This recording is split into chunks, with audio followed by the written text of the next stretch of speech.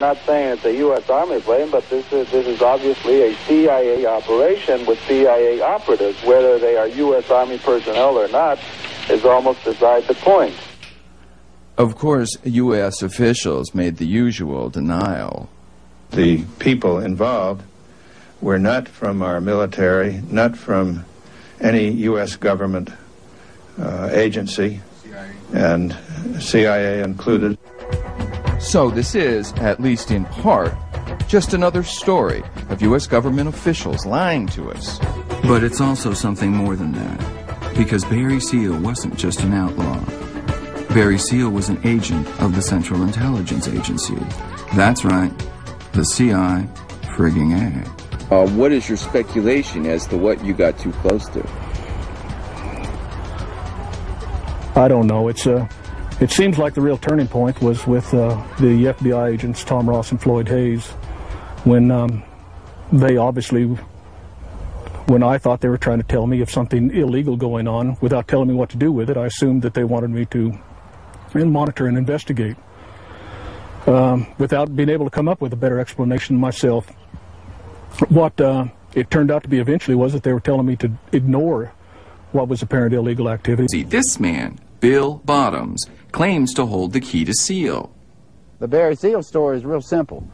Barry Seal's organization, which I was a part of, was a transportation operation hauling drugs from Colombia to the United States. We were paid $5,000 a kilo for that transportation service. We brought the drugs to Louisiana. We airdropped the drugs into Louisiana. Barry Seal, I flew from the States down to Colombia, picked up the merchandise, flew it back to the United States, dropped it out in some remote location in Louisiana. Barry Seal met me on my return in a helicopter, which they retrieved the merchandise I dumped out. The merchandise was then immediately, it was usually 6 duffel bags, 300 kilos per trip of cocaine. 2 duffel bags were put in 3 different vehicles, 3 different automobiles in the trunks, and those cars were sent immediately. Most of the trips were sent to Miami, and there were several occasions that we sent the merchandise to Los Angeles. Sounds so perfectly simple.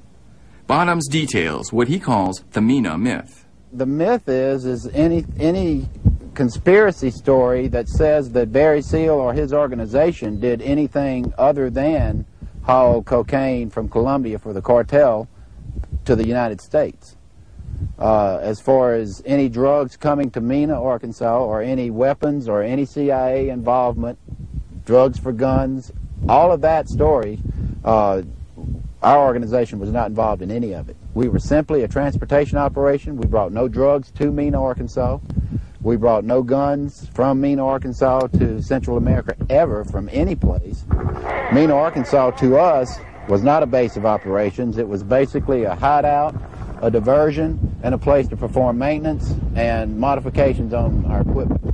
So as far as Barry Seal, as far as your organization is concerned, the Mena myth concerns tying your what you were doing into what? Well, the allegations are that billions of dollars of drugs were brought into Mena, Arkansas by Barry Seal's organization. Billions of dollars of weapons were flown for the CIA in support of the Contras to Nicaragua. And there were various people that have stated that they flew with Barry Seal on these trips. And the evidence itself, if you look at the evidence that's available, and don't listen to the rhetoric about the conspiracy, the evidence as it exists completely supports the story that we were a simple transportation operation and nothing else. A U.S. Navy pilot for 6 years, Billy Bob's sister was Barry Seal's first wife. And Bottoms was chief pilot in Seal's air cargo operation, chief drug smuggling pilot to the chief drug smuggler of all time. And he has become a major presence on the internet, sending literally hundreds of posts to places where the words CIA and drugs are spoken in the same sentence.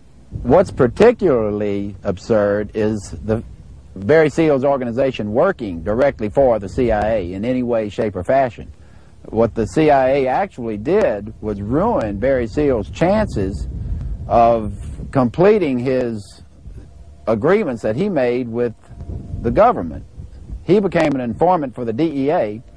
He developed one of the most significant drug sting operations in the history of the United States against the Medellin cartel in 1984.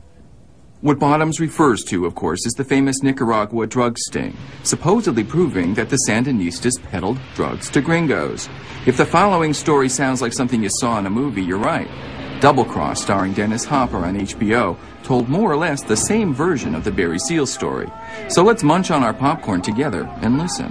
When Barry became an informant for the DEA, he bought this type of airplane for the deal that he set up with Bob Jurer and Ernst Jacobson. And they took this plane to Mena, Arkansas, and outfitted it for that flight. He flew it to Miami, and then from Miami they flew it to Colombia and picked up 1,500 kilos of cocaine in this airplane. What kind of an airplane is this? This is a Lockheed Lodestar. He picked up 1,500 kilos. 1,500 kilos of cocaine. Is that the 1,500 kilos referred to in Oliver North's diaries? That's exactly the same 1,500 kilos. Tell me what happened to Barry in this plane. What happened, when he got to Colombia, the runway was extremely muddy. And after they loaded the aircraft, Barry decided that the runway was too muddy to take off. And Carlos later rode out on a white horse with a MAC-10 machine gun and started hollering at him, "What's the delay? What's the delay?" And Barry said, "It's too muddy to take off, or crash."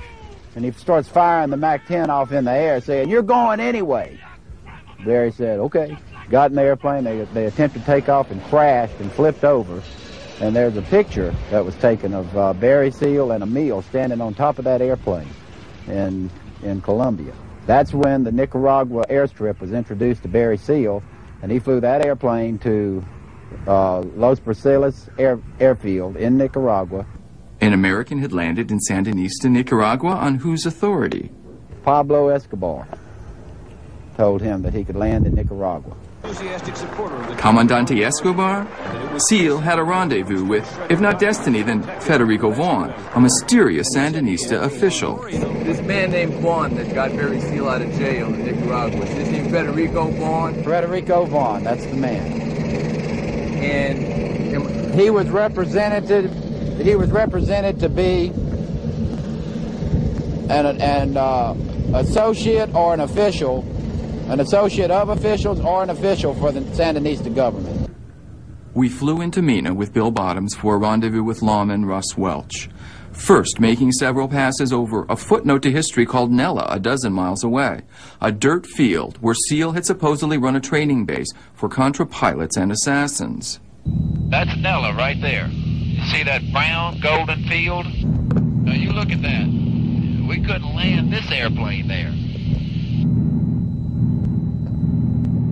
And you're taking off and the ground rapidly rises. If you look at the end of that strip this way, there are huge 80-foot tall trees. So you have to land this way regardless of the wind, which way the wind is blowing. You have to take off back into the mountain. Why did you build a strip there? Well, I had a Cessna 185 and it was going to be you see that hill where the trees, you know, the runway's right there. Correct. That's the runway. And that hill, there's electricity up there. In fact, you see a little shack there now, a little camper. And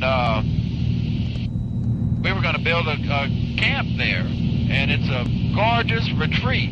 Now you see this. So this is not a Contra training camp. No, this is a vacation home you were building out that's here. correct.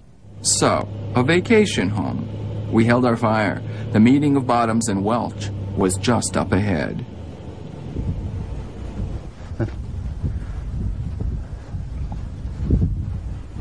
Billy, Russell Welch. Russell Welch, pleased to meet you. Nice to meet you. I'm Billy. I've seen your picture, would have recognized you. Would you have? Yeah, I was going to send you an email and wish you a happy birthday back on the 16th. Yeah. I didn't notice that you were about 5 days older than me. Just an old man. Is that right? Yeah. Well, I can't say. So when is your birthday? 21st. Of what? November? November, 47. That's amazing. Yeah, it is. So you're a Scorpio. Yeah, that explains a lot, doesn't it? That explains a whole lot. Yeah, both ways. Men bonding is always a little painful to watch, but these two shared a lot of history together. They were like soldiers on opposing sides, meeting long after the war is ended. From the two men's wary respect for each other, I knew that Bottoms had been there. But was he telling the truth? Well, they let him fly to